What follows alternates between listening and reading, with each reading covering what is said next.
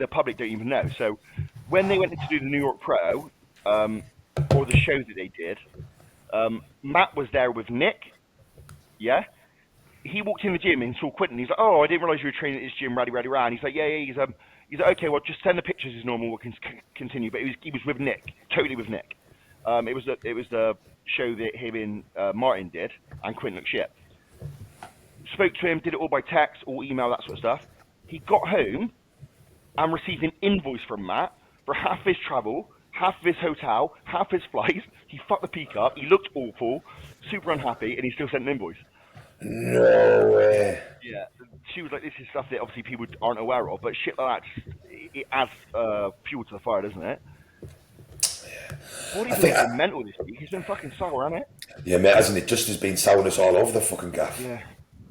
Yeah, but bro, this should be a good wake up to a lot of guys. You can coach for a few years. One day your whole coaching will go down the pan. I know it looks like this, but this has been going on for time. This isn't a now thing. This is him getting very busy, and over time, the quality of coaching degraded. And this is kind of the implosion or the explosion of saying, "It's all shit. It's been shit for ages," you know. Well, and I think as well, because I follow quite a lot of Matt stuff, and I think it's very obviously just had a trend away from bodybuilding into other stuff. And I watched a couple of his podcasts where he was like, he specifically said this. He was like, he missed the birth of one of his kids for 3 or 4 clients. He said, and I don't now coach any of them. He said, they all left me. He said, so there really becomes this balance sometime of like how much of your own personal life you're going to give to these people that are happy to just sack you off as soon as they don't get a good placing. Yeah, and would he have that life without the clients? Well, no, this is it. But I do see how then, and what point I'm getting is considering he now has so much else going on, then I can see why his mindset, why you've drifted away from the coaching. But then in that aspect, you should just be doing the coaching anyway, you know, just say. Yeah, and I get it. I get like the snowball effect. And it's a positive thing, isn't it? You get your foot in the door in coaching. He was a fantastic, you can't deny he's a fantastic coach. Like we were only saying last year, the cunt never misses.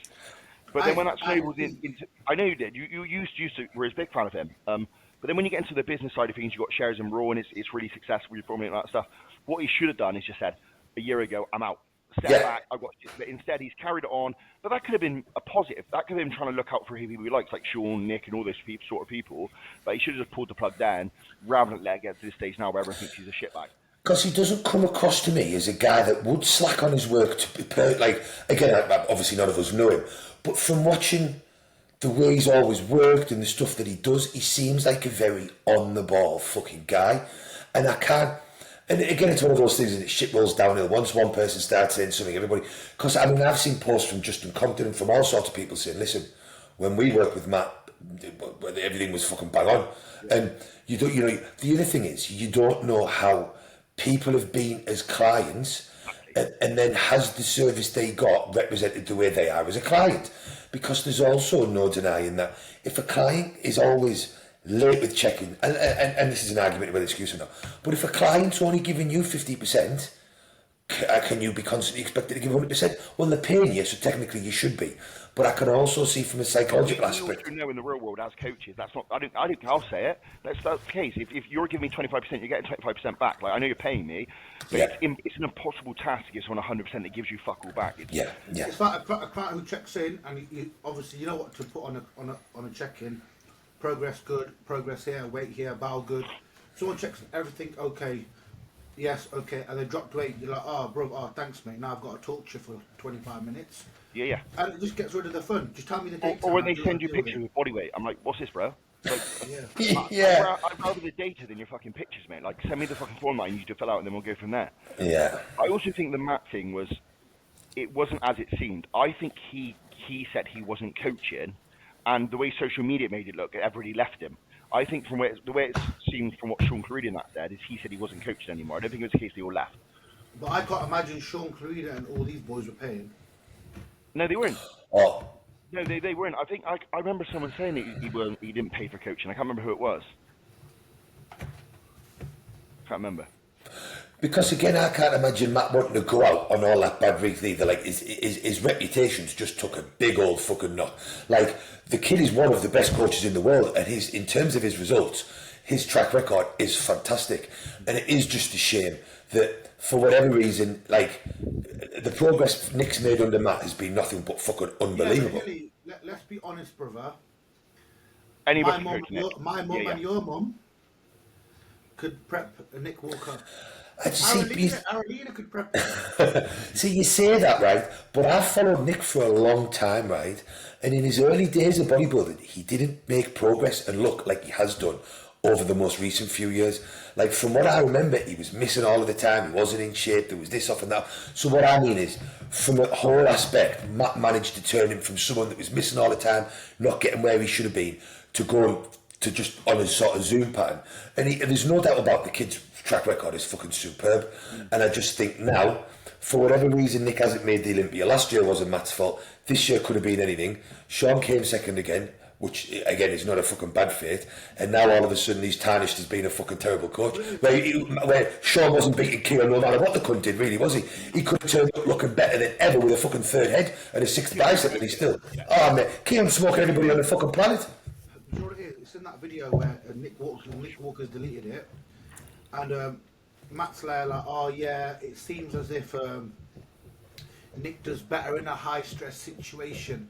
But I said, bro, shut your fucking mouth. You are fucking lying, mate. How can you tell someone 2 weeks out of a show, oh, by the way, yeah, mate, the gear must have been fake, this must have been shit. Bro, if someone said that to me, I'd be like, listen, mate, you've had 12 weeks to know this, you son of a bitch. You fuck me, fuck you. And I agree with that. Like, if all of the arguments, I completely agree that Matt is 100% responsible to either pull the plug earlier or tell him, mate, I fucked this up. Like, I fucked this up, I apologise. It's not, don't make excuses and say the gear's fake and all this sort of stuff and his body's not coming to life. No, mate, I mistimed, I mispaced the prep, all on me. Really sorry. Probably did it in New York as well, which we didn't look bang on. Didn't get it right. Hope you didn't leave me. That's what he should have said. Yeah. But then the thing that annoys me is Nick was in the video with him, agreeing with it all. Me and Matt are bros. It's not affecting our coaching. It's not affecting this. Fucking nah. He's a company man, don't he, Nick? Nick, as much as I love him, I'm his biggest fan, but he's a company man. He just says what people want to hear. Yeah. 9.5 days later, he's bowed out. I'm like, well, now you just look as fucking bad because you sat there and fucking nodded and fucking shit. Do you know what I mean? I don't think Nick's made any progress in the past year. I reckon it's because he needs to go back to doing retarded shit in the gym. Mate, when that cunt was fucking throwing up 110 kilo dumbbells and shoulder pressing like nobody's business, he was mutating. That RP strength up shit he's doing, like, he just looked the same. Like, he hasn't got any better. And going back to what we were saying before we started about clients and coaching and stuff, I agree with you, Dec, on the sense of having a client that wants to give too much input because they're a coach or they know things can be great if the input's regarding the feedback. But if it's, well, I would like to try this and I want to try this, I'm all for trying stuff with people. But it's when the trying stuff ends up skewing your thought pattern of how you see the picture. That's what I was getting at. And I've had so many good examples of this where clients who are experienced, they're coaches themselves and they'll come and they go, I can't do this because I've got digestive problems, or I can't use this compound because it makes me weird. Look, give me 6 weeks. Let me try it. If I'm wrong, I'll apologize. We'll go down your route. 6 weeks later, this is the best I've ever learned, the best I've ever felt, all this sort of stuff. Like, they also need to learn, if that makes sense. But I think people misdiagnose what the negatives are due to everything else at play. And I think when you have your methods, it's your duty to stick to it. Like, I'll listen to your biofeedback. If you're telling me you feel shit, you feel shit. But what I don't want to hear is, oh, I've done this before in the past and this has worked for me, when I can see what's working and this is kind of the way it needs to go, you know? Well, it's like I had a client set up from Italy or somewhere the other day. Upper low first, trying to pull body fat, natural client. It's what I would normally do. And he was like, well, the volume's off. I'm doing more for legs than I am for chest. And I was like, well, you've been using your legs since you were a fucking baby. You haven't been using your chest. Your legs are a much bigger muscle. Why do you think your volume would be the same for chest as it is for legs? Doesn't make a lot of sense. And I said, why are you so worried about this when we haven't even started yet? Have you done this before with this much volume? No. Well, the volume looks similar to the workout you give me, so where's the worry? Then the next worry was, he sent me an email. I thought everybody agreed high volume sets, high rep sets, or intensifiers were a bad idea in a deficit. I was like, could you explain who everybody is? Because I'm pretty sure the top 1, 2, 3, 4 at the Olympia all train like fucking animals doing every part of that. Yeah. And I'm also sure that all of their coaches also have all of their training programs set around stuff like this. And he came back with, but they're the genetic elite. Jordan and Kuba, I don't recommend that. I said, okay, so Jordan and Kuba are not the genetic elite then. Is that what you're telling me? Like, Jordan and Kuba have normal genetics? I said, because I would very much tell you that they don't. And I said, how can you then only pick like the mid-tier best of the world? Like, because arguably Jordan and Kuba are still classed as some of the best in the world compared to the rest of us. Yeah. So we can't go by the top 1% of the elite, but we can go by the mid% of the elite. Yeah. And I said, what blows your whole thing out of the water is you don't take any drugs. All of these guys take loads of drugs. So and I said, what blows my mind the most here is the guy's goal is to get lean because he's never been lean before. I said, maybe one of the reasons you've never been lean before is because you're scared of doing any actual work in the gym. Yeah. Because if one set of 20 on a leg press you're worried about, and if one triple drop set on a one tricep exercise and one triple drop set on a bicep exercise you think is too much volume, I can pretty much tell you now that it's the reason you haven't got lean is because you're scared of fucking work and not because of the volume in the fucking gym. I mean, do you think Martin got inside out, shredded out of his fucking brains without doing any cardio by doing minimal volume in the gym? Absolutely fucking not. And it goes back to what you were saying there. The annoying thing is that yes, I understand if it's 6 weeks, if it's 2, 3, 4, 5, 6 weeks in, you're like, listen, I'm struggling with recovery. Absolutely, we change it. But when these clients get the plan and they start like, well, such and such doesn't do that and such and such, I'm like, well, why didn't you go and hire all of these people that you're selling that think like you do? You forgot to hire me for? Like what's... For the viewers as well, like, there's so many young lads listen to something and misunderstand what people are saying. Like, we understand as you get closer to a show, you have to manage fatigue. That doesn't mean volume is too much. I don't mean volume is the bad thing. There is a problem, people can recover, but we can increase food. Like, you could do things the volume isn't a bad thing. It's the other things that can cause that problem that we are talking about, that we speak or discuss. Why is the volume high? Yeah, it's not that high volume is bad, because ultimately the higher the volume is, the more drugs you take, the more food you can eat, ultimately the better you're going to look. That's science. That's science. And if your body fat is over 15% and you're in a calorie surplus, the chances of you being overtrained and hitting fatigue and dropping performance is very slim to happening unless you go zero carbs for endless amount of time or you are battering yourself. People are so scared of just working hard in the gym now. It's fucking mind-blowing. It's the whole, like, it's the deload guys, isn't it? Like, a lot of these guys deload have never been stage lean. Like, they don't know what fatigue is. You know when you can't feel your fucking legs, you walk around dizzy? That's legit fatigue. What you're feeling is you're a bit tired. Get back in the fucking gym. And they won't look at fucking the top 3 or 4 at the Olympia.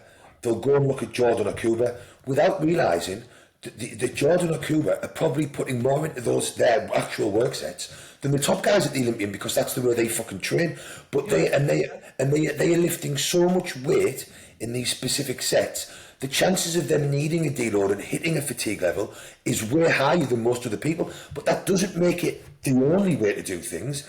There's several different ways to do this shit, as we all know, because there's millions of people looking fucking awesome and making amazing progress, doing 110 different fucking things. But also, they train for like 4 hours. Jordan, Cuba. But Samson, let's take Samson. He's the top 5%. Jordan is the 1%. Jordan is the thing that nobody can do. Nobody can train like Jordan, batter himself like he does, take drugs like he does, and eat like he does. He just doesn't have the aesthetics that Samson has. But if you go to Nigeria, Africa, Cambodia, there's fucking hundreds of 16-year-old kids walking around with round muscle bellies, ripped midsections. They've never been to the gym in their lives. Like, they're the 5%. What Jordan does is the elite. And I say the same thing like James Holland said. He is the 1%. Like, what he can do in the gym is abnormal. Until you've seen it, you can't appreciate it. Like, it's fucking absurd. It's retarded. Yeah. What about the whole Jeff and Mike situation? What a world we live in, man. Fucking madness, isn't it? World. Mate, I've read some of the comments as well, right, on the videos, and I'm like, you fucking bunch of fucking wet wipes. The things I've seen people do in fucking gyms to other people over shit is mind-blowing, right? And, like, I'm sure that you'll agree with my thinking. The way I see it is, the kids turned up to Mike's place of work with a video recorder and started tuning him while he's working. Yeah. He's walked up to him. He started the aggressive move. So Mike's pushed him by the throat. Yes, okay. That may have been arguably a step too far. But in my opinion, but this is that's what I'm saying. People could argue. In my opinion, the kid got everything he needs, and he needs to shut the fuck up and stop being a wet ass. That kid is loving it. With them, he wanted Mike to do that because the clout that he's got from this is fucking insane. The boy went and got a CT scan for falling on the floor. His head didn't touch anything. Mate, one of the videos I watched, I didn't even see him barely fall over. His head didn't touch anything at all. He landed, put his hand out and stopped himself and got back up. When I was smaller, I went to the gym and I ran my mouth to someone I never liked, yeah? Older than me. He smacked me. My brother came in. My brother had a fight with him. Then my cousin had a fight with him. Next day we shook hands, done. Yeah? Simple. Everyone learnt their lesson, done. It makes me feel like I'm not right for this world anymore. Like I was watching that Fit Nation podcast and that Stu, I wish I could tag him in this. That beef stew, and I'm a big fan of him. Like we speak on Instagram. He said that no matter what happens, someone can say "fuck you," "fuck your mum," "fuck your kids," or whatever. It's never okay to put hands on someone. I don't care if that makes me a bad person. If anyone said anything to my family, my partner, my kid, I'm gonna punch him in the first moments there with no words. I'll just hit them. That might make me a really, really bad person. But what people don't understand is, it's a good analogy. Like if you see a sign up that says "Don't touch this dog, it bites." Don't fucking touch it. Fucking dog. Whose fault is it? It's yours. It's clear as day with Mike's background. He's obviously very scary. He's 300 pounds, and you can tell by his content that he doesn't like conflict because he'll act violent. You can tell that, yeah. You don't fucking prod the bear. Like you just don't do it. Like it's. Well, you don't. And if you want to prod the bear for likes, don't complain when you get the fucking likes afterwards. You've done it on purpose. It's like if I don't agree with half the shit that Cuba said. If I did a video right and I put Cuba in the background. And then I walked into his gym, he smacked me. I'm not going to go to the fucking police. I try and put him back. But it's fair game. Like even if he didn't directly talk about him, the reason he's in the back of my video is because I'm trying to indirect the cunt. Do you know what I mean? It's the same as like Victor Black. If I saw him in the street, I'd chin him for Romana. I'd just punch him. Just because those people think they can get away with saying things to these people without any repercussions. It's just mental in this world that's what people actually believe. Well, and that's the problem, though, is that people do get away with it because of the way everything is. They then run, then everybody makes a drama. They've got all these stupid followers that jump in the back saying, "Oh, he's a bully," all this and that. Like you said, he turned up at Mike's place of work with someone to video him, right? There is the instant. He's made the first move because he's got no other reason to be there. Then he said something to him. Then he's walked over to him. Yeah. He's in Mike's personal. As far as I'm concerned, he's approached him. He's in Mike's workplace. He's in Mike's personal space. Yes, Mike might have then walked over to him, but he is the instigator of that there. So then anything that follows that, like if Mike had picked up a fucking EZ bar, which I've seen someone do, and smashed him on the face with it, then I'd have said yes, that's a little bit too much. That's really yes, what that is when you see him like fighting with fucking easy bars and straight bars. And yes, all right for the health and safety fucking whoppers that are like, oh, he could have fell and landed his head on something fucking sharp. We could all I could walk out my street and land and bang my head and fucking die. Do you know what I mean? There's always a risk with Some everything. dude said on Fuad's podcast, a felony is a felony. Would you support him if you raped a baby? People are fucking nuts. How do you fucking say It's quite good we've covered this. Someone actually asked this in the question, so we've answered your question, bro. The other thing as well, which shows that Jeff knew what he's doing, there's that point where he walks over and says, like, "This is going to be fun." Mike does, apparently. And he looks at his camera and smiles and laughs. That's case said and done. That's point in case. Like, he knows what he's doing. He thinks it's funny. He's trying to prod the bear. He just didn't expect that someone would actually hit him or push him in the throat. It's not the same as striking someone. And that's it, because they think that they've got this safety net because people follow them on Instagram and comment about this shit, and that it's on the internet, so there's no real life consequences. There is real life consequences for your actions, and if you want to turn up at someone's place of work and start chewing them, then you best believe there's going to be a consequence to it. If you don't like it, don't turn up. And what happened with Jeff would have got up and dropped him. Everyone thought it would be funny. What if Jeff got up, chin might put him on his ass, it would be the funniest thing in the world. Oh, look at that big bully get beaten, David Goliath and all that sort of shit. But just because the guy's a little bitch and just sat on the front and got a CCT scan, everyone feels really sorry for him. It's mental. Yeah. What weird world we live in. Everyone's so fucking soft, man. I think it's a massacre for P. Diddy. It's interesting, when you look at the comments, none of the cunts go to the gym. No, they're all just little whoppers. Yeah. Did we all get some questions? No, we all shared yours. Did you get many? Only a few. Let me look. Well, Riz must have got some. He said he got one about...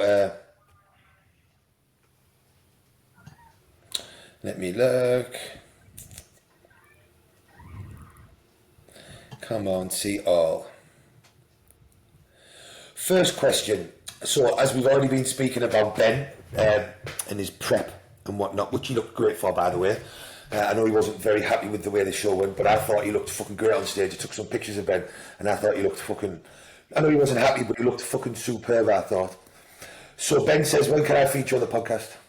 When can he feature on the podcast? Yeah. He can. You can't have Riz and Ben in the same room. It would honestly, you know, like that Harry Potter scene when like Voldemort and Harry Potter are fighting and it all like explodes. That's fucking Riz and Ben in one room. He's the angriest man I've ever met. He hates bodybuilding as much as Riz. That's why I got to coach him, but he obviously wants to work with one of you benders. Kai Billington, his partner, should I say, sorry. GH amount for females? All of it, as much as you can fucking afford. Yeah, 2 IUs.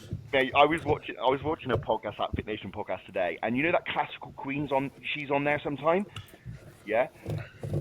Some of these they have no fucking clue. She's like, oh, I'm in a rebound, I can't work out, I'm so tired. It's probably all the food. And they're like, she's like, but I've been banging that GH and basically like a whole bottle a day.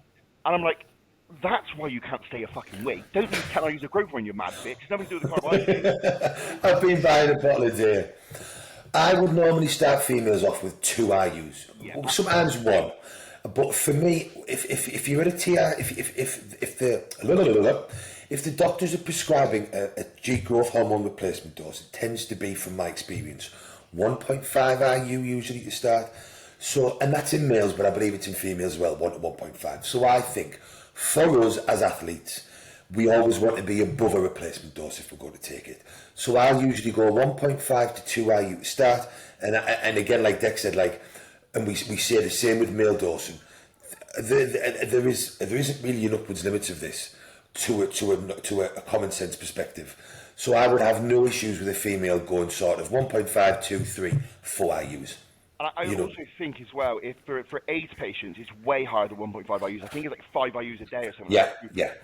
To prevent muscle wastage rather than growth for I don't know what the politically correct word is for the small people. But I would have no issues with the female funds allowing, if they wanted to sort of push that up 3, 4.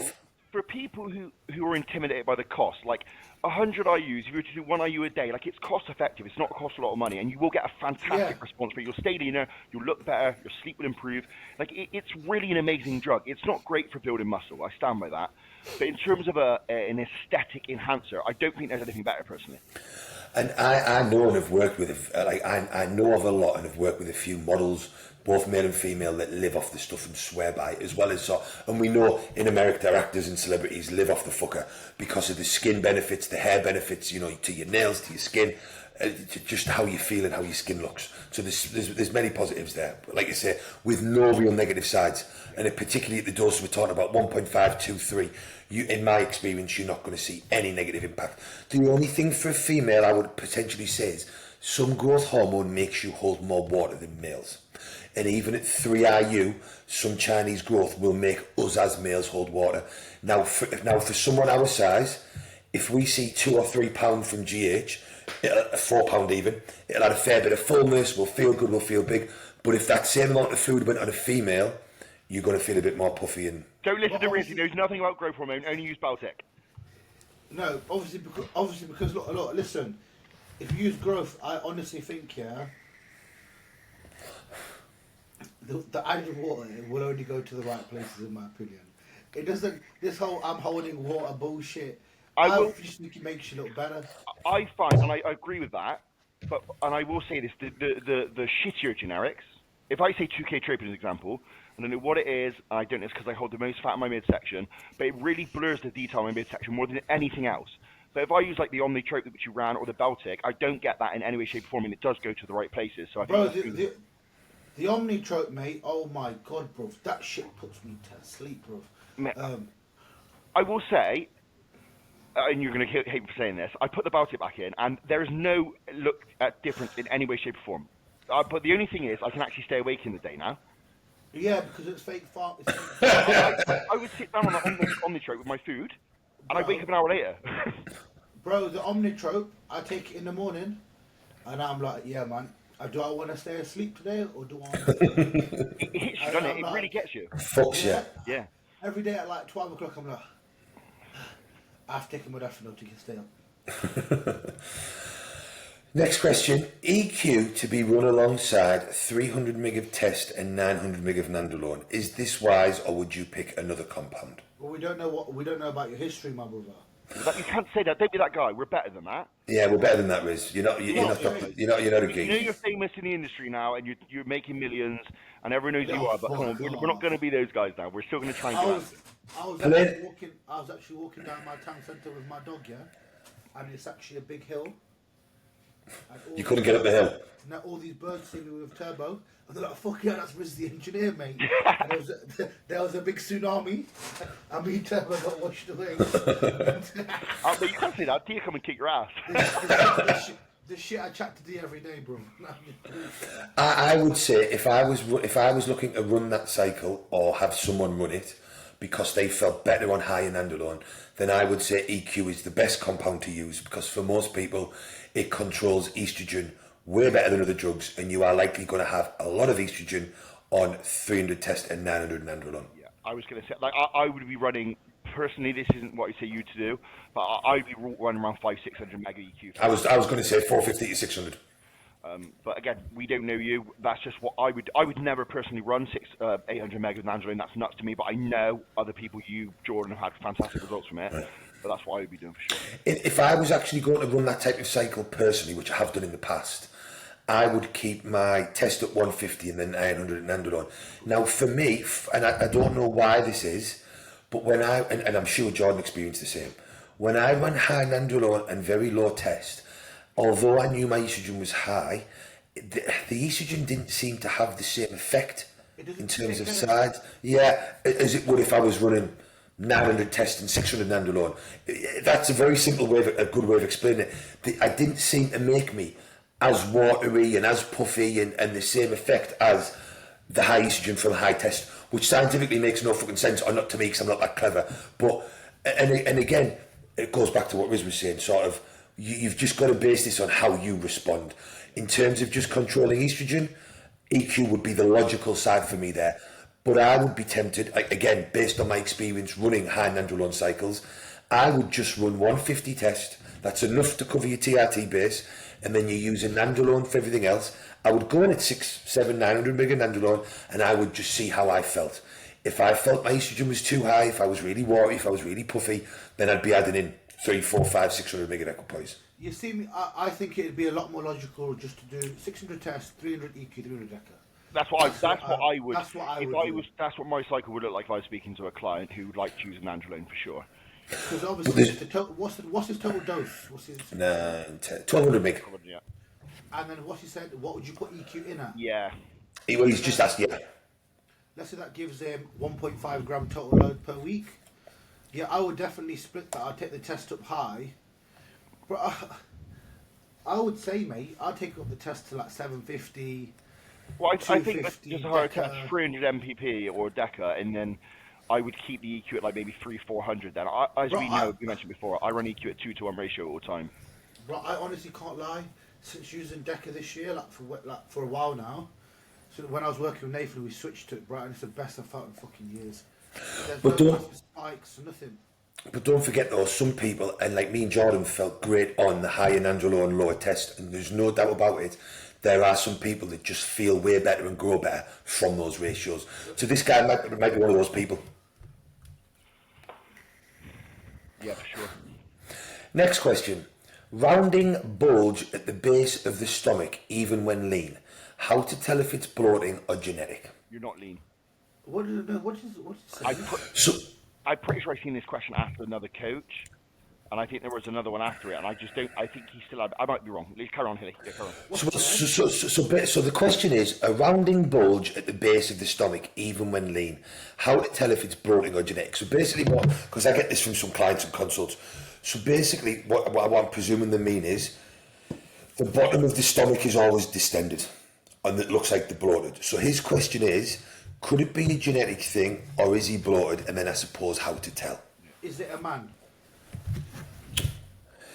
Teddy Hunniset, so I'm presuming so, yes. Because because sometimes I get my female clients say like, well, my stomach's not flat. I go, yes, because you have a uterus. That's why. No, legitly, bro. Some women, bro, they literally can never ever get a flat stomach, and their hips and your hips. If your hips tilt like this, you know what I'm trying to hit. Did you say it's Teddy Hunnisett? Yes. Okay. If your hips tilt forward, your gut is more likely to stick forward, and your ass is more likely to stick out. I've had a little look at your profile, and you're obviously a very young lad. In my experience, I think this is probably a case of, and you'll learn this over time, everybody's lean is different, and everybody's fat comes off at different rates. And as myself, I will be 5 days out from the front and have a fat ass, as an example. So I think it's a case of actually getting truly lean everywhere.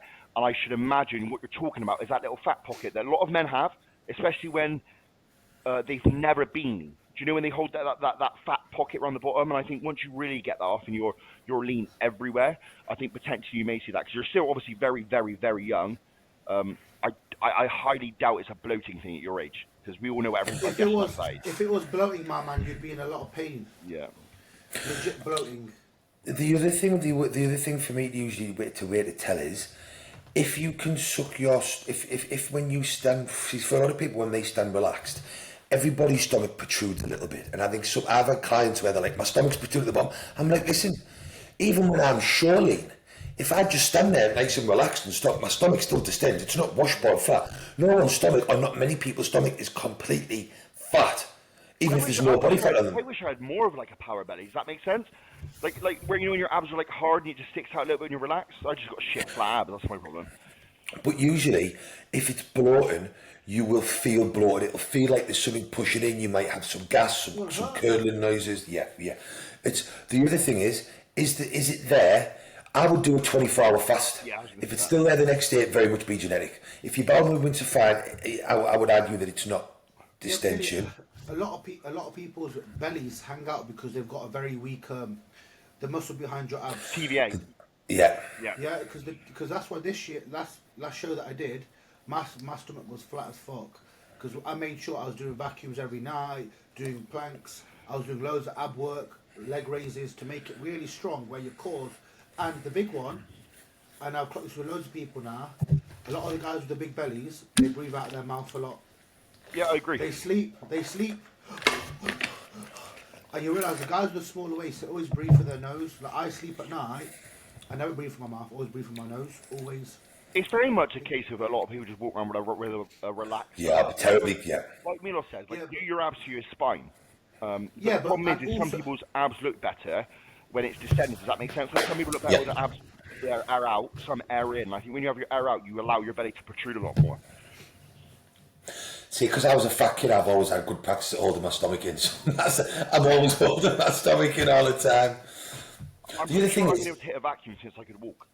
The other thing is, if you've been very overweight, you can have a build-up of visceral fat, which tends to show in the lower stomach, I find. Yeah. So that can be, so again, getting very lean, staying very lean can really help that. But I've worked with some clients that have been adamant they've got digestive issues, and we've literally stripped them back nice and lean. We've pulled out all the foods. Their bowel movements have been normal. There's been no gas, no upset. Everything is fine, and they're very lean. But when they stand relaxed, there's just a little bit of a distension, and it's just midsection control in the way there. Yeah, but as well, for the younger people, like, if people don't realise this, 99% of us look shit when we're still relaxed.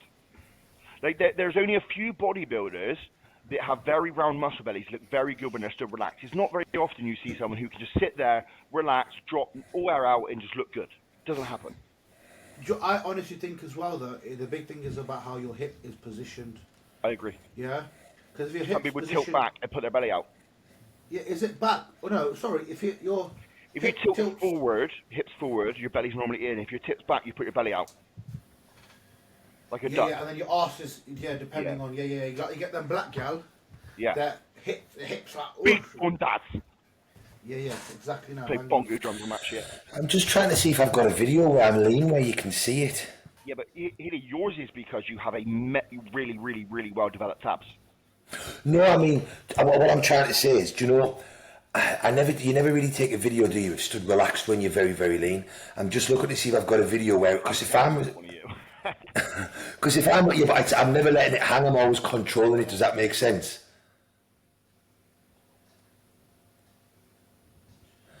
You can see it. Can you see it there? Yeah. So if I do this here, right, you can see where my stomach's. Can you get with that? Yeah. Yeah. So see that there, and if I press play, yeah. See how my stomach's popping out, but then when I put it in, it's tight. Yeah. But you can see it hanging when I'm relaxed. See if it switches through this. Look fucking sick there, mate. That wasn't a bad look, was it? Nah. See if this changes. See, you can see my stomach pop. Look at my stomach there. Look, see my stomach pop out there, and there's no fat on me there, but my stomach's just always like that. Yeah. And it's really common. Like people say Nick Walker's got a massive waist. He hasn't got a big waist. He's got really well developed abs, and obviously at that point, if they're an inch deep, it's going to make you look like it protrudes out a bit more, you know? Trying to watch the video here. Yeah, look, even my client Kieran. You can see it popping out, yeah. And he's fucking sliced, bro. Yeah, literally, look at this. He's going to absolutely love you showing these shots. Yeah, he's gonna fucking hate you, like. Kieran, But it's right. if you want a new coach, bro, just drop me Just drop us a message, mate. He's a prick whiz. Now, but watch this, look. Stomach protruding out, yeah? Mid pose. And then, boom. Yeah, I think people just think that when they see people holding the stomach in with a nice tight midsection, that's how they look walking around just to relax. Ain't no fucking looks like that all the time. Nobody. I mean, fucking even have you seen it on the Olympia stage when they're transitioning between poses and that, mate? Fucking bang. Keon is an example. Looks because he's got that thing the black dudes have, you know, that split. Like, it looks terrible, but he hits a shot. He's the best fucking bodybuilder in the world, without a doubt. Mate, imagine that dude with 10 pounds on him. Oh, but even on his frame, 2 pounds is massive. I know. I hope he goes to open. I really hope he goes to open. That's like when I say to you, when I'm 223, my 224 is like your 290, bro. Nah, bro. I said that to you. You can't use my lines. No, it is, bro. It is. My 230 is like your 290, bro. Yeah, if I was 290, I'd be as fat as you. Yeah, but listen, I actually checked my. Listen, every time you send for me, you end up very upset and take out on D. Don't do it because you always lose. I actually checked my bone density to my muscle mass. Fucking hell. On the Google, and it said On the Google. It said Elite Genetics. Nice. And it said, Can you swim? If you, no. Just floating in water because his bones are just so light. Yeah. Let me look. Where was? I've got no more questions. Did anybody in the news get any questions? Yeah. We've got some. Right. Best methods for water loss pre-contest safely. Breakdown of peak max also would be. There's a million ways to skin a cat. Who wants to? I'll do natural. Hilly can do drugs. Riz, you can do the peak max stuff. Yeah. So if I was to run something without using anything, just natural supplements, which I know peak max is, but I would water load for 2-3 days. So that would be around. I would double their water intake for a couple of days, 3 or 4 days. I would on one of the last days load the carbohydrates because the carbohydrates obviously need fluid to go into the muscle. I would then cut water by half and start loading vitamin C in at an extremely high dose, anywhere up to 10 grams. And then I would continue to cut water in half, basically, so you down to 5 litres and 2.5 litres, ultimately to create the desired effect. Obviously, there's lots of other things you can do by obviously dropping carbohydrates out again, or completely to allow yourself to dry off, but that's the only way I would go about it, to do it completely naturally. You can use other things like dandelion root as well, which we all know work very, very well. Yeah. I'm a huge fan of dandelion root or celery seed extract. Both work extremely well in natural people. Anyone who eats asparagus tell you the same thing. Your piss stinks, but it makes you piss. My only thing with asparagus is quite a lot of people end up with digestive issues from it, which is the only reason I don't use it anymore. Yeah. So if we were saying picking a diuretic and diazide, and I've been doing this approach for an awful long time, I like to quarter my diazide tablets, so you're getting a quarter each time you use it. Bear in mind the half-life sort of 6 to 8 hours. say your show is Sunday, Thursday night, I will know how much they're flushing from morning till night. On a Thursday night, I might just put a quarter in, or even a Wednesday night before we start loading with carbohydrates, just to see how much it increases flushing and how much it improves the look, or did it flatten them off. And then when I start wanting to dry them out based on how much the weight is going up and where we feel the look is best, I may put in a quarter Thursday night, or I might hold for a quarter Saturday morning, and then I might put a quarter in on the Saturday morning, and we'll assess the look and the weight by each meal. If I am wanting their weight to hold, because we feel that's a great look, and they just keep getting dry and harder, and they don't flush a lot overnight, I may then, based on their weight, if it goes up a little bit, put another quarter in at lunchtime, so 6 a.m, lunchtime, 6 hours, and we'll keep that pattern going. So if I'm wanting them to hold a certain weight because we know they don't drop much, I'll keep that pattern going. Do you then replace the water then, Hilly? Like, if it's bang on the look, if they're pissing, do you try and keep that fluid in the same amount, if that makes sense? Yeah. So I actually prefer to keep the flushing going that way and keep the fluid quite high. And then I'll adjust the fluid per meal based on how the look's going. So, and again, it depends on what someone does before bed and overnight. If someone tends to drop a lot overnight naturally, then we want to see this weight going up during the day. So I probably won't use much Diazide during the day, and because I know they're going to flush a lot naturally overnight. If you've got someone that doesn't tend to drop much, and we know we want to keep them on the tighter and harder side, then I would rather keep their fluid at sort of 4 to 6 litres and just keep a little bit of Diazide tweaking on in the background, just to keep the flushing going. Because in essence, what can happen is, and I would see this with Scott and with others, is that every time they check in, they just look a little bit higher, a little bit drier. So even though the scale weight's going up, or even though the scale weight's staying the same, the look keeps getting a little bit better. Now then, if I know someone's going to drop too much overnight, I may not use the Diazide during the day, and I'll very much depend it on where their weight is before bed, where we've seen it before bed, where I want the weight to look. And if I know how much they drop, we can gauge where we want them to be. If all of a sudden their weight's higher than what it should be before bed, then we might put a bit more Diazide in. If their weight's and less fluid, if we know that their weight is lighter, like I want them to go to bed at 202 pounds, between 200 and 202. If we get to the weight pre-meal 6 and they're only 197, I'll then increase their fluid. We might not put any Diazide in, and it'll be very much tapered too. Like in Scott's instance, we know he keeps getting better the fuller he looks. So each time, and he's done, kid's done 3 shows off the fucking bat here for his first ever competitive season. He's going to win into his 4th. Oh, mate, yeah. I was saying to him today, listen, I know you're suffering. There isn't fucking experienced bodybuilders that do this, motherfucker. Never mind your first season. I haven't done the good, mate. No.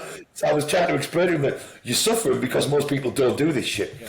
But he keeps getting better, and we've kept pushing the fullness. But I did feel, for the finals, his midsection lost a little bit. But the problem we've got is, for him to really look the best with his other physique, his legs need to be super full, and his back's his weak area, and his arms, his overall physique looks better when he's super full.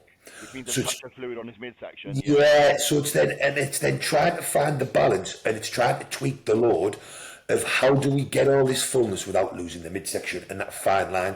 Yeah. So what we did for the finals is, instead of having the more calorie dense burger and fries the night before to hold the look, we had it around lunchtime, and that worked. But I pushed the fullness even more for the finals, and we lost a little bit too much. So what I'm going to do next time is I'm going to push the load harder on the Thursday, because this show's on a Saturday, and get the fullness in there, and then keep the food cleaner on the Saturday.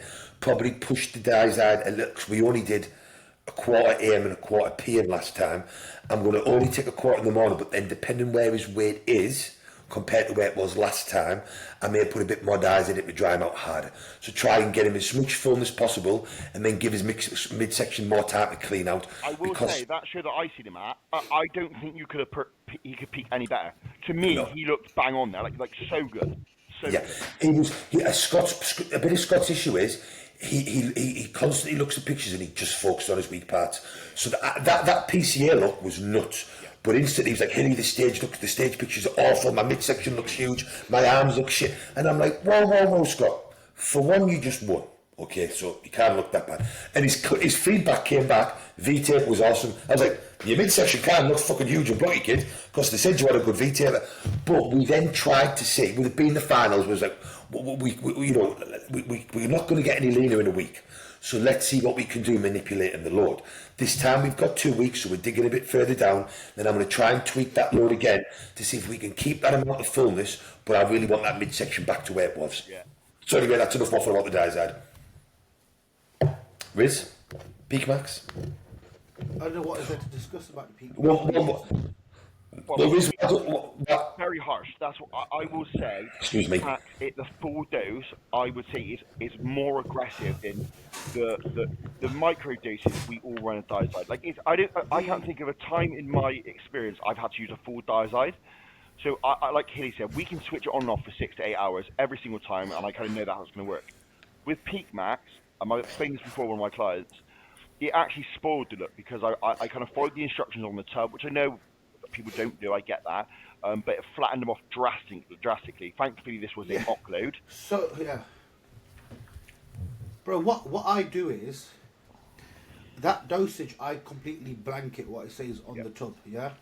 Because I know Uva Ursi by itself is very strong, yeah? Just that by itself in a peak compound would be sick. Yeah. I like to... So, one thing I think people need to know, yeah? When people say, oh yeah, you need to do 9 litres of water load, where are you getting the 9 litres from? If a client's only drinking 3, then 6 is high for them. Yeah. Do you know what I mean? It's all this bullshit. Like, so you get girls like, oh yeah, I did 9 litres. I'm like, oh. That's why I was double what their actual intake is, like what they do normally. That's why I go, yeah. So all of my guys, by 4 weeks out, 5, 6, 7 weeks out, they're all drinking 6 litres, yeah? So on the Monday, I will do 6, Tuesday 7, Wednesday 8. I don't like to go, I might push it to 9 if I need to, yeah? But I use that water, so the water bottle, so when I do the 9 litres, that means that's all of my water in all of my food, like how Hilly does it. That way is the best fucking way.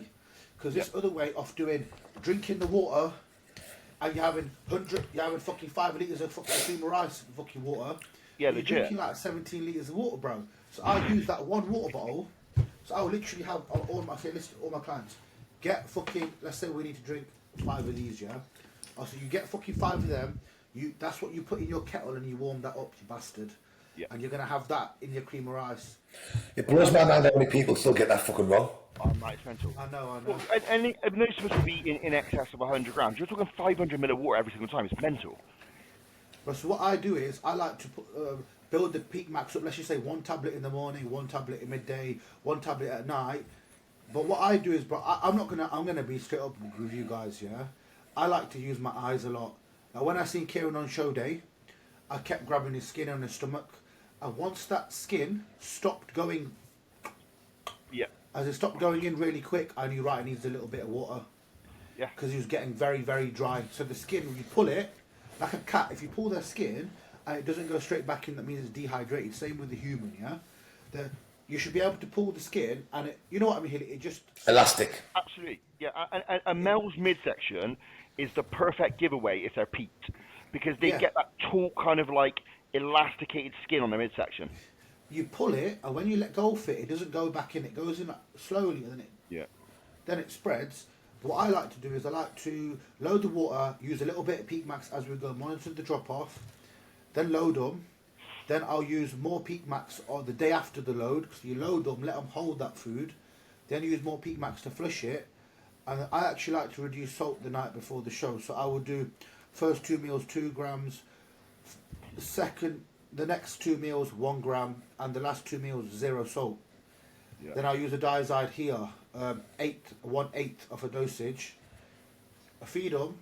I go check them, see how the skin looks when they pose and shit, because I'm a bit weird like that. And then I get them to check in again, because Peak Max Diazide, it peaks within 2 hours, right? I was reading bare into it because I'm a sad cunt, and it drops off within 6. So in my opinion, you need to check on the client every 6 hours if you're going to use the Diazide. Yeah. Because let's just say Hilly put me on Diazide at 9 o'clock. We then wake up at 6 and check in. I've just lost that 3-hour window where I could have potentially used that Diazide from 3 in the morning till 9 on the show day, to then it'd be out the system. And just for people's sort of understanding is that All of this shit works. It's just about finding what is more suitable for the client and what you feel you work best or what you can control best with. But what I was talking to Jace about was, it's even people with aldactone. People use aldactone, they still have to use diazide at the end anyway. It's mad. The aldactone stuff to me is bonkers. Peak max, it looks like it almost pulls fluid from everywhere, yeah? Where diazide just seems to pull it from subcutaneous a little bit.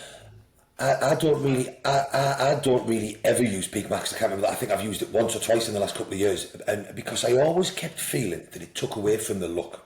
And then I remember, and I've said this on here before. I remember at the same time you and me, didn't we? Yeah. I had a guy in New Zealand, and he put some in, and he didn't just dry out. His whole physique just fell fucking apart. Deku saw it with the same thing. And then I remember Kuba making a post. I'm sure it was on the Train by JP forum, and he said he doesn't like to use it, and others have said the same because for exactly what Riz has just said there. They feel it pulls water from everywhere too hard. It doesn't just seem to clear off this sub-Q water. It seems to flatten the look off. And so because of that, I find you get enough natural flushing if you want to do it the natural way, from bumping water up at 7 to 10 days out. So what I'll do is I have everybody on 6 litres, same as what Riz says, same as what Deck will do more or less. And then I'll take people to 8 litres. And then maybe they'll have one day at 9. I don't feel I've done 10 litres a fucking day, right? I don't feel you get any more flushing effect from going more than 2 or 3 litres above what you're doing, personally. I also find 6 to 8 grams of vitamin C a day is fantastic for increasing natural diuresis. If I then wanted to do it completely natural, like I do with some female clients, me and Bethan have had great success with a couple of others using dandelion root or celery seed extract. I feel that's enough and it doesn't pull awfully from the physique. But go on, Miz.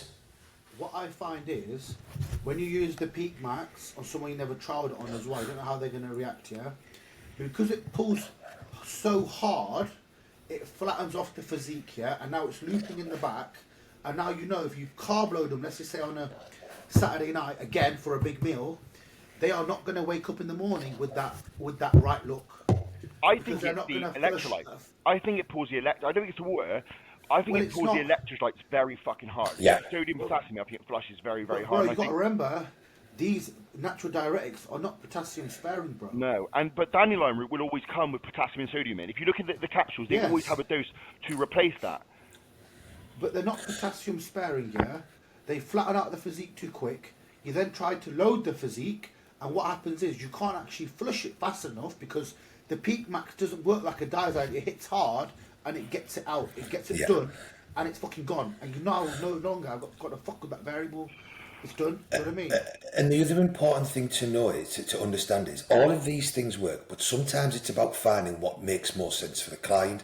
So, for example, at the finals, was it last weekend, so I had 3 people competing, all did something slightly different and all had very good looks. So with Jamie's a classic kid, got a great physique, we need more legs. When someone's classic, particularly like Jamie, if he's flat, he tends to lose a lot, and because he's classic and we need to make sure his lines are perfect and his midsection stays great, we don't use a diazide and I don't use any heavy diuretics or anything to pull too much, because if it goes too far, what the food it would take to fix it would ruin the look. So what I do with Jamie is, and what worked great, is we do 1 or 2 high days. This time we found 2 work best. I put the water high, put the vitamin C in, and then the day before the show, on the second day of the loading, I half sodium in every meal. Start pulling water down, because water's been right up, sodium's been normal. That creates a fantastic diuretic effect. And then the last meal I'll take sodium back to normal, just to hold a bit overnight. And then the morning of the show, water will stay really low, sodium will go up to double, and we'll put some carbs in. And just for context, his look was nuts. Was pretty fucking nuts, right?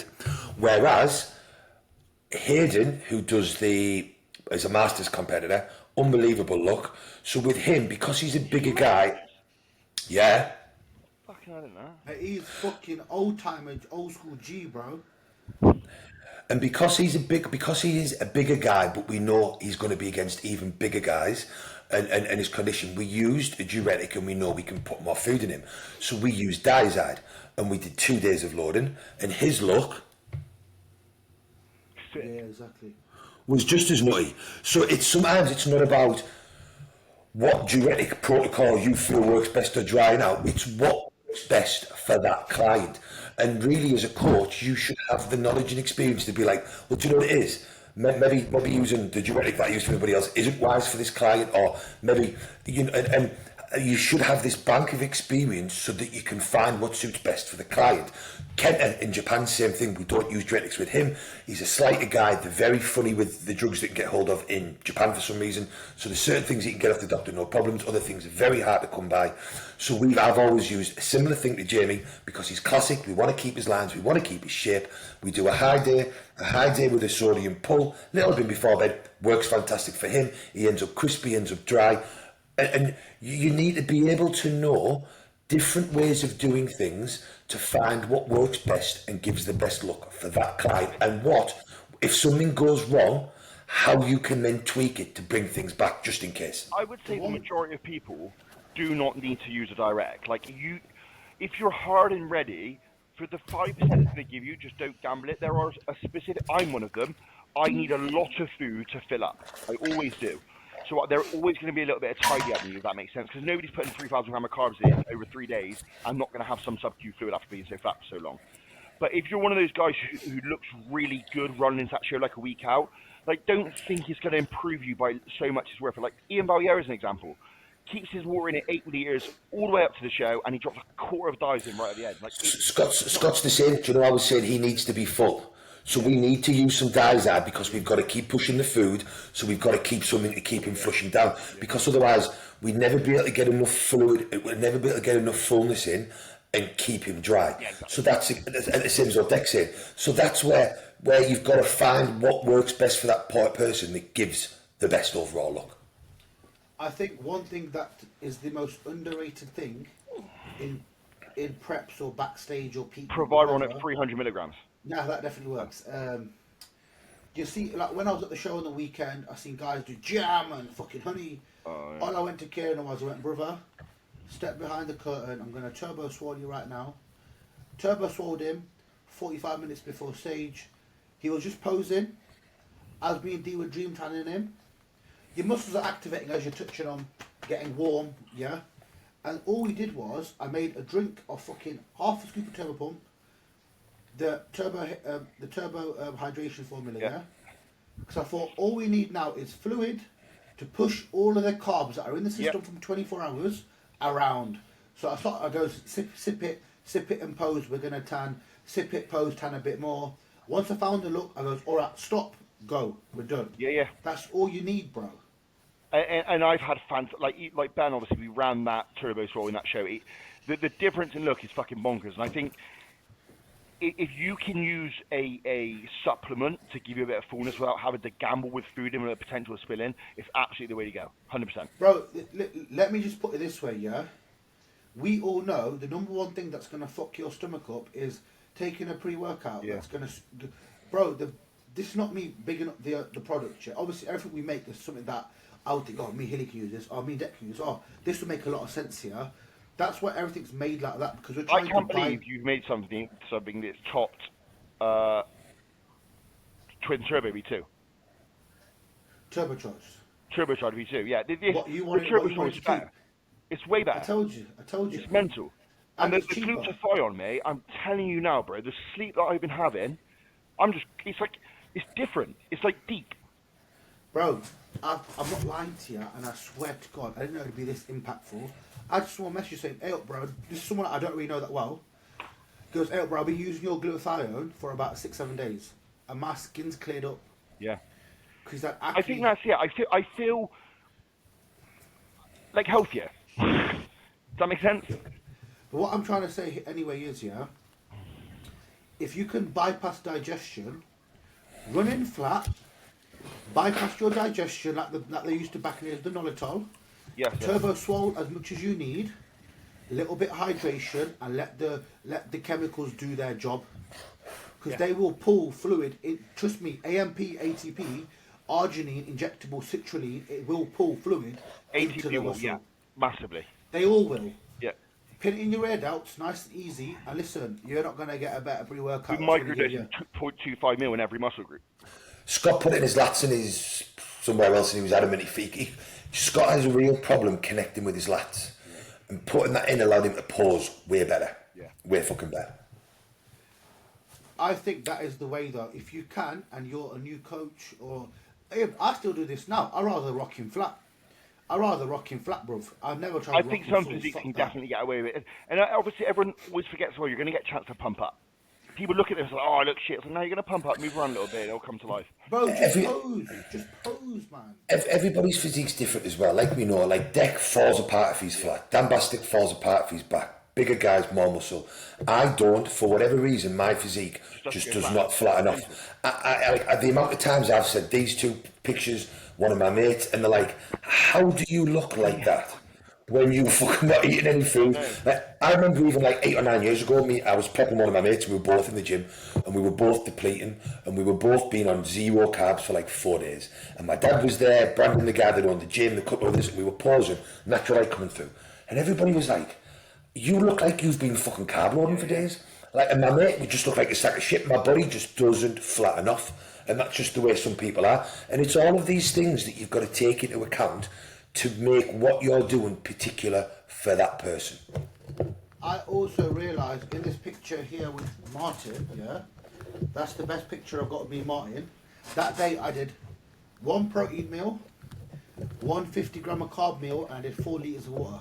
That day I looked fucking sick. Yeah, you look sick. So Yeah. all I needed was fucking water, yeah?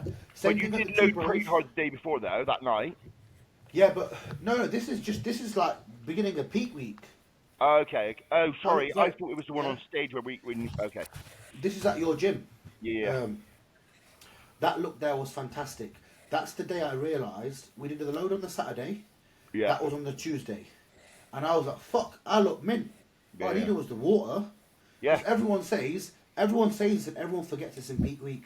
Oh, they're like, oh, you don't need to eat, you utilise your carbs from 2 days before the next day.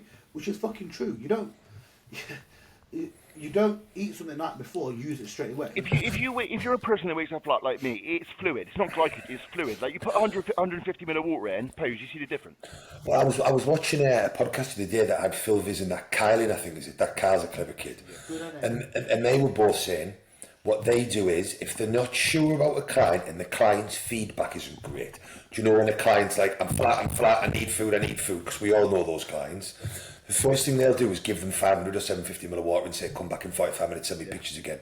If they instantly look better, then they don't need more food, they just need fluid. Because the guy, exactly what Riz has just said, and I say this to people all the time, what's in your body when you train or what's in your body when you get on stage isn't from what you've eaten the morning of. It's what you've eaten the day before.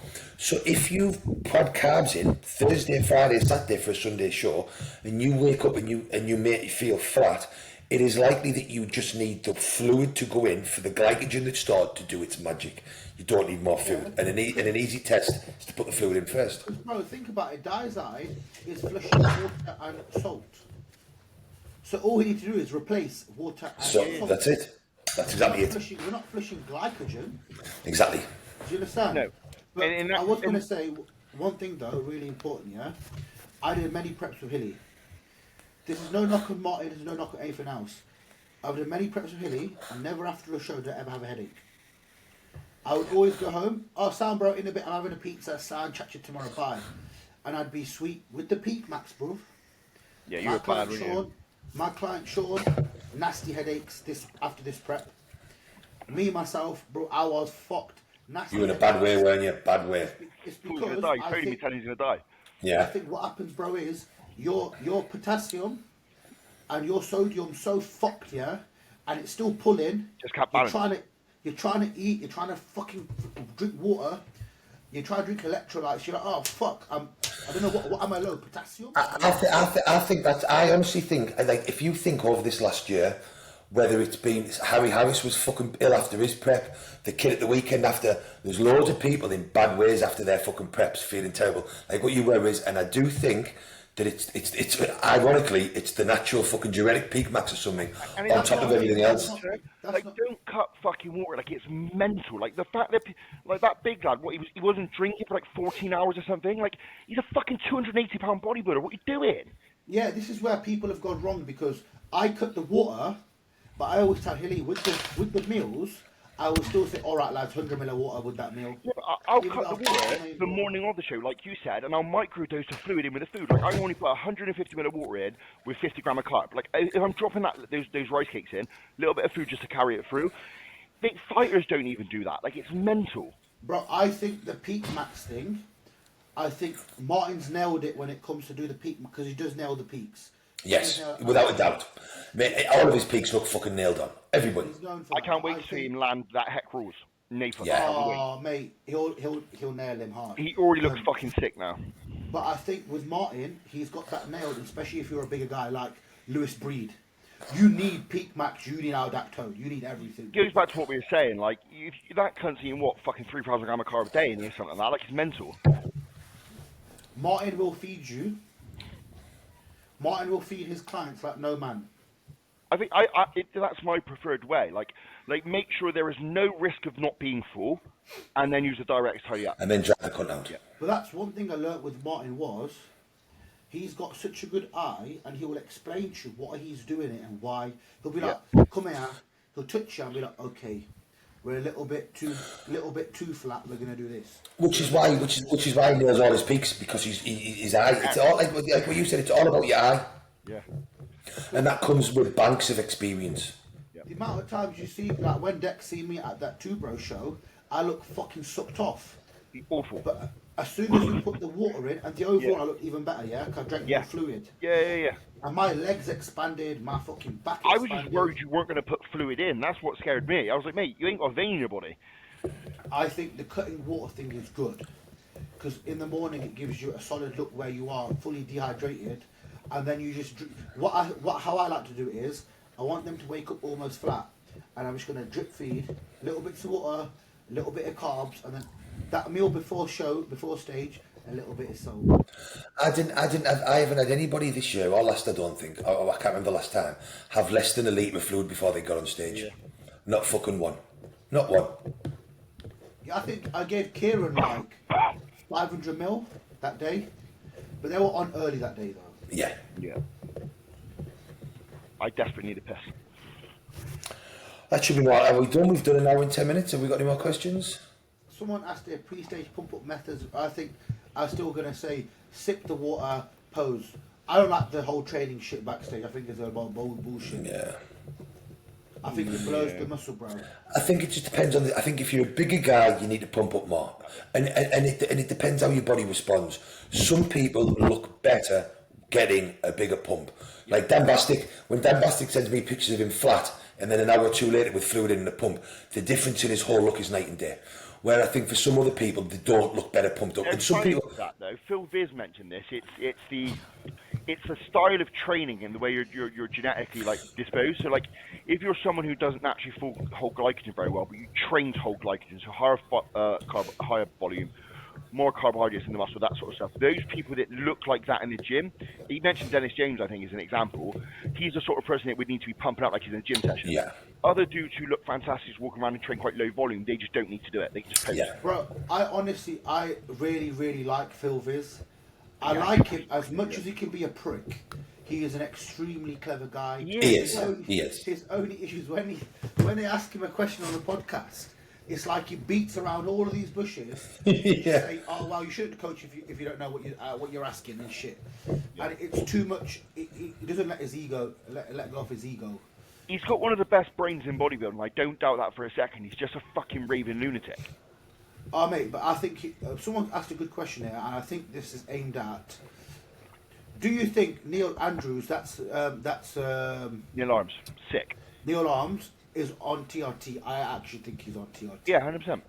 Definitely possible. 100%. He's 40. He's been doing this for 500 years. He's won about 12 Welsh shows. He's got all the muscle he needs. He's just holding it up. Yeah. He's an IFBB pro, isn't it? Mate, and I'll give credit to. I said to you boys, I've never seen a human being mutate on stage like he did as he was posing. Mate, it was fucking hideous. Come out flat. As soon as he started posing, he had a fucking vascular forehead from his fucking forehead down to his toes. He looked mental. He literally is granite, isn't it? On stage. Yeah, fucking He's granite. always had that token, like. He's always been like that. Yeah. Always. I love the way he poses on stage as well. He's as cool as a cucumber. He just knows he's got it, you know? Yo, someone's. Just one last question, yeah? One last question. It's an easy one. top 5 wasteman federations. Is there even 5? Wasteman federations. BPA is one of them. UK BFF is one of them. Yeah. Mate, PCA are solid. Two Bros are solid. FedEx is solid. Naba's an OG. You can't diss Naba. Nah, fuck Naba. Bro, Bro. Naba is dead, bro. Yeah, well, you can't designate. NABA is the original federation, right? They have the prestige. Unfortunately, they've just let themselves fall by the by, so the quality of competitors isn't there, unfortunately. Bro, my brother, that's like me saying the Nokia phones are still good. They were good. Bro, they were pretty good. They never died, those fucking things. Yeah, I've still got a Nokia there that I use occasionally, mate. You've got to give them full credit. Yo, I turned my Nokia after about 8 years, still had battery, bro. It's fucking, man, them things go and go. I'm honestly not lying. But I think, I honestly mean this shit, I've been very, I've been a cunt to the PCA in the past year, but the way their shows run, the atmosphere in their shows, the instant feedback, however accurate it is, it's there. It's cheap, it's affordable. Mate, and it's just a nice You know that Ben's missus, Kai, her brother's been living with them for a bit, and he comes to that Europa Pro show with us. He's a really quiet kid and stuff. And, I think he was a bit underwhelmed at that show, and I said to him, wait until you go to a PCA show. It'll be everything you thought it was. You see the exact same thing. Crowd was going mental, the judges were clapping, everyone's having a good time, people are talking, having a bit of banter. That's what PCA do really well. The PCA is a show. Yeah. PCA it's a show. You're going and you're seeing a show. Whereas with Two Bros, it is a bit like a business thing, you know. And like when Bethan went to did her first pro qualifier abroad, she was like, this is mental. They don't tell you anything. They just got you in and got out. I went, because it's like being at work, Bethan. Yeah. People have come here because they want to win a pro card. If they haven't, they want to fuck off. People just getting out of taxis on their own. There was no family. There was no friends there. Yeah. There was no one spectating the show. There was just people there to see their clients, maybe a close family member, and they were in and out. And they were just bubble. And it's because people are at work. Like, people are really only there to see where they've placed, what they need to do, and then fucking off again. Whereas the PCA put on a fantastic show. Everybody's making an effort. It's polite. Everybody's cheering. Everybody's clapping. Stephen is a fucking superb MC at what he does, mate. He makes those PCA shows without a fucking shadow of a doubt. They would not be the same without him. I love the way he takes the piss out of people. It makes my day. Oh, did you forget your trophy, mate? Yeah. I remember when my client Kieran was up there choosing the cream of rice. I shouted, "Oh, get your fucking cream of rice and fuck off." I'll buy you some, you dickhead. When Ali did his and he was back, Stephen was like, has anybody seen Alex Newham? Because he should be on stage in 3 minutes. Mate, I was waving at Stephen. I was like, he's fucking my client, mate. He was like, Hilly, you better tell him to fucking run, son. I was like, okay, now. Nah, but the best thing about the PCA is, you know, you can take your family, you can take your mum there, your grandma there, you take your kids there, you're going to meet someone else there, they'll talk to their family and sweet. Do you know the thing, right? So, and I'll flip this on its head. So when I was at that PCA show, there was a young lad who wasn't in shape. He's a very, very young junior. He didn't win. He was a first-timer, didn't win. But he had his mum, his dad, his nan, his brothers were there, right? And they were crying. Now, I was almost crying, like watching her cheer and that sort of stuff. And I thought to myself, and all the judges were clapping along there, their cameras out, like they're bigging him up and all this sort of stuff. Because the other first timers were one of them looked like he could have been a pro. He was massive. So I thought to myself, if he would have gone and done that at Two Bros, he never would have competed again. No. The judges wouldn't have looked at you. Nobody would have cheered you on. It would have been dead silent. It would be a completely different environment from our atmosphere or experience. Yeah, I think Two Bros is like a game of snooker, and you've got to be very, very quiet. Yes, correct. When the PCA is more like the sesh at TGI's with Hilly and his boys, and yeah, me and Hilly go back to back. Back to back on cocktails and keys, yeah. Cocktails and keys. Fucking right. We need a Christmas. We need a Christmas cocktails and keys night. 1,000,000%. We've got to pay for it. Yeah, Riz is paying for it under the brand. Take that top off, though. yeah. I remember before, like Jordan did a Trained by JP Christmas party right in Cheltenham. So me and Charlotte went, and Colin was like, "Hilly, you really need to make sure that you drink. And I was like, well, that's not a problem, Corin. Why? She went, because we've got a free bar run, but there's only you that fucking drinks. Corin went, we literally got me and Jordan got the free bar ready for you. I was like, I love having great friends. That's the fucking cocktail menu when you're down. That was the year you bought Cuba the best Secret Santa present ever. Cuba got me the best Secret Santa present ever, yeah? No, Cool. Cuba got me. Right, let's call it a day then, kids. I was only a piss. Love you all. Yeah, me too.